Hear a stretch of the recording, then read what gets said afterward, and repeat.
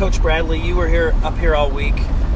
What do you see from the kids? Because you were on our staff last year. What improvements did you see from the kids in all four styles? And then where do you think we need to go to get up to the 15, 20 All-Americans? I think, obviously from last year to this year, the kids that were on the team last year, you can see the jump in their wrestling. From maybe if they won a match or went 0-2 last year to now where, they know the position a little more. They know the scoring. They know how to and what it takes to, be successful at Fargo. And it's not just on the wrestling mat.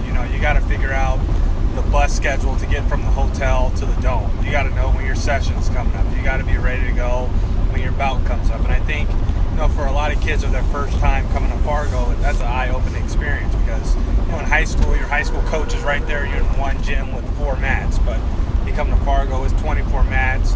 Your team has 40 to 60 people. You may or may not have a coach right away. So, the guys that have been doing this for 2 to 3 years, they know what to expect. So when they go out on the mat, they're calm, and they just believe in their training. And I think for our state, we just gotta keep getting guys here earlier. We got to take the young kids to national tournaments, whether it's Fargo, whether it's just the other tournaments Zach was talking about around the country, just so you can get that, that national tournament feel of getting your bout number called, not them calling your name, what singlet color you are. And so I think, a lot of kids that may make them nervous, or coaches as well, because they may not know how to read the bout number or what color singlet they are.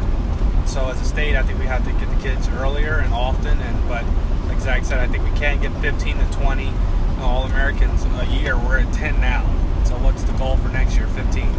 So now, prior to being on Nebraska's coaching staff, you competed and coached for other states. Just give us a rundown of that stuff. So I've been on Wisconsin's national team, Virginia's national team, and when I was in college in North Carolina, I helped out with their national team as well. And I think, every state that wants to be successful, every state that wants to be in that top 5 are having these conversations on the ride or playing back. How can, we do better? And I think, the teams that are winning, like your Illinois and Wisconsin, they wrestle year round, all 3 styles, right? It's not just folk style, it's not just Greco, it's not just freestyle. They all transition into each other. And so I think, we got to get coaches on board more in Nebraska to, buy in that all 3 styles help each other. And I think, this year we did a great job of obviously bringing in young guys like Wesleyan and Andrew to, really be that bridge, right? Because they're still competing, so, they give a different perspective of what officials are looking for now. Because they've had some matches called like that. They can still work out with the guys and get them ready to go. So I think our state's on the rise, but we still have to do a lot more.